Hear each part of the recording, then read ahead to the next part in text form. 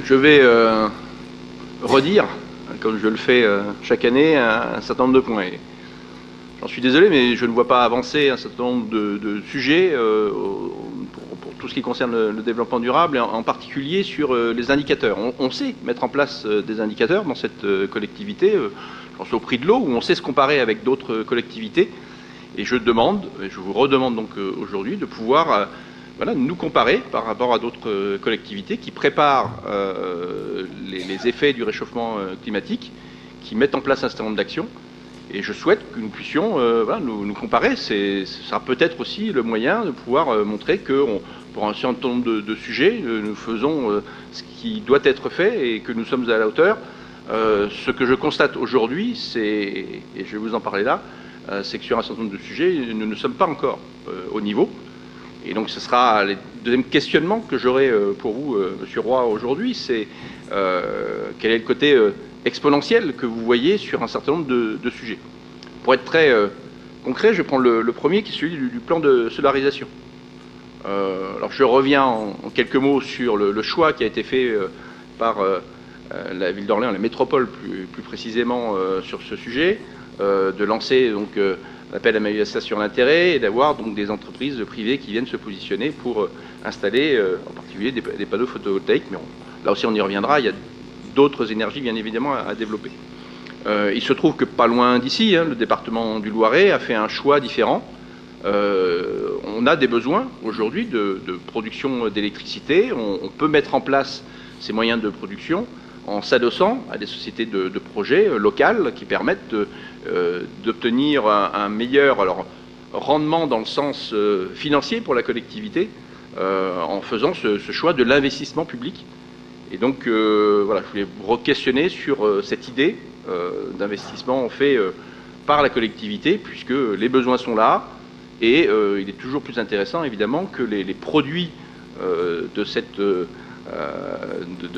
la production d'électricité soient répartis directement auprès de notre collectivité, qui a aujourd'hui, on le sait, en autoconsommation, une réelle possibilité, en fait, d'équilibre financier grâce à ces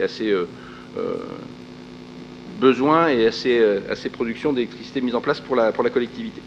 Je voulais également vous rappeler qu'on est encore très très loin des enjeux. On est là dans le rapport sur 1,1 MW crête en production d'envisager avec un objectif à 180. Donc là, j'ai vraiment envie que vous puissiez nous dire quel est le côté exponentiel et comment vous pensez arriver à ces 180 MW crête de production alors qu'on en est donc à 0,7% aujourd'hui de prévu dans ce rapport. Je voulais vous parler également du chauffage urbain.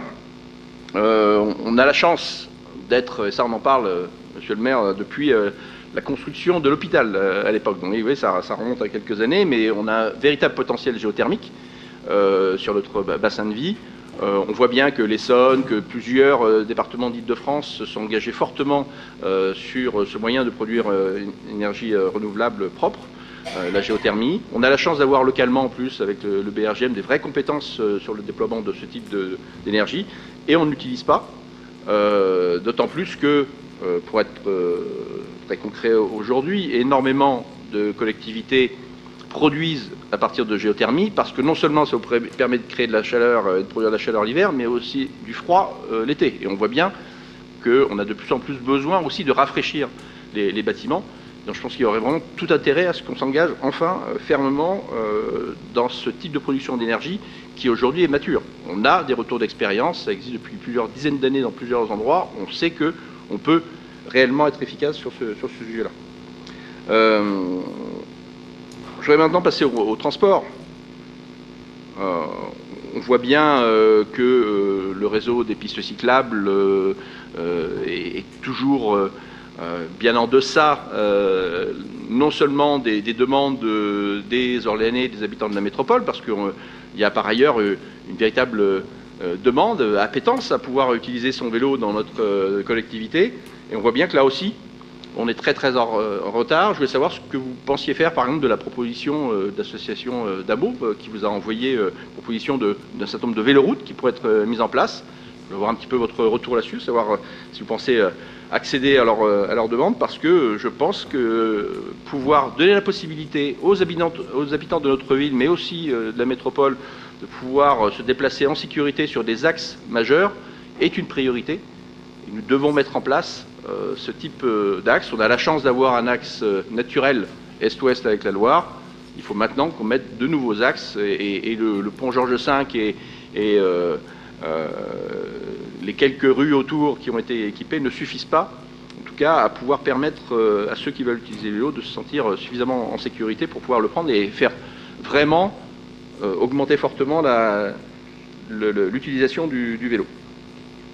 Je vais donner un exemple sur ce qui pour moi est assez symptomatique d'un manque aussi en termes d'organisation. Il y a peu des travaux lorsque la station d'épuration, vous savez, des conduites ont été mises en place pour aller ensuite arroser au niveau du parc floral et utiliser les eaux qui sortent directement donc, de la station d'épuration. Il y a donc des travaux qui ont été faits, des travaux de voirie. On sait que ce carrefour-là est très accidentogène et dangereux pour les cyclistes. Malheureusement, aucun aménagement n'a été mis en place pour pouvoir réduire ce risque. Je pense qu'on a loupé une possibilité de pouvoir réduire ce risque pour les cyclistes, et je trouve très dommage aujourd'hui qu'il y ait ce manque de coordination lorsqu'on vient intervenir sur la voirie et qu'on puisse régler ces soucis une bonne fois pour toutes. Je voulais vous parler également des bus. Il y a eu donc l'achat de bus électriques. Vous savez qu'il y a eu, on en avait parlé il y a quelques temps maintenant, une expérimentation assez intéressante qui s'est développée du côté de Pau sur des bus à hydrogène. Je voulais savoir si vous étiez renseigné, avoir un retour d'expérience sur la manière dont ça se passe pour eux, parce que je pense qu'il y a quelque chose là à les regarder aussi très, très sérieusement pour notre collectivité. Et puis, quand aurons-nous enfin un parc de bus qui sera totalement propre? Il y avait eu un projet en tout électrique, il a été remis en cause. Sur le principe, pouvoir regarder d'autres types d'énergie, en particulier l'hydrogène, me paraît intéressant. Je veux savoir si vous aviez également progressé sur ce point. Je vais vous parler maintenant de la rénovation des bâtiments publics. On est sur un rythme aujourd'hui d'un peu plus d'une école en rénovation thermique forte sur notre collectivité. Vu le nombre d'écoles que l'on a aujourd'hui, vous comprenez bien qu'à ce rythme-là, quand on aura terminé la dernière rénovation et réhabilitation, on pourra commencer celle de la première réhabilité une cinquantaine d'années avant. Je pense que là, il faut vraiment arriver à ce qu'il y ait un plan qui soit mis en place de réhabilitation de nos écoles, qui soit un plan sérieux. Je terminerai avec 2 points. La végétalisation. On a aujourd'hui, et vous l'avez dit, 500 arbres plantés cette année. Là, ça fait partie des choses qui sont intéressantes à pouvoir comparer avec d'autres collectivités, parce que ceux qui se préparent réellement au changement climatique, ce sont des milliers d'arbres qui sont plantés. Alors évidemment, à due proportion, hein, mais ce sont des milliers d'arbres qui sont plantés, tout simplement parce qu'il va falloir une vingtaine d'années avant que la canopée créée par ces arbres ait un véritable impact positif et que ça crée de véritables îlots de fraîcheur. Et donc là, voilà, il est vraiment temps d'aller vers un rythme beaucoup plus élevé si on veut réellement changer les choses sur ce sujet-là. Un point aussi sur, on parlait de végétalisation, c'est aperçu que la végétalisation des façades avait également un impact très fort. On a la chance localement d'avoir des horticulteurs de renommée nationale, voire internationale pour certains d'entre eux. Je pense à ceux qui sont spécialisés dans les clématites, par exemple. Voilà, est-ce qu'il y a quelque chose qui a été mis en place avec eux? Est-ce qu'on profite justement de ces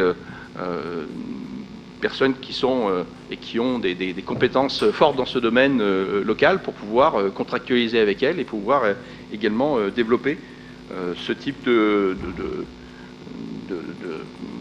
production et ensuite d'installation chez nos concitoyens hors l'année. Et je terminerai avec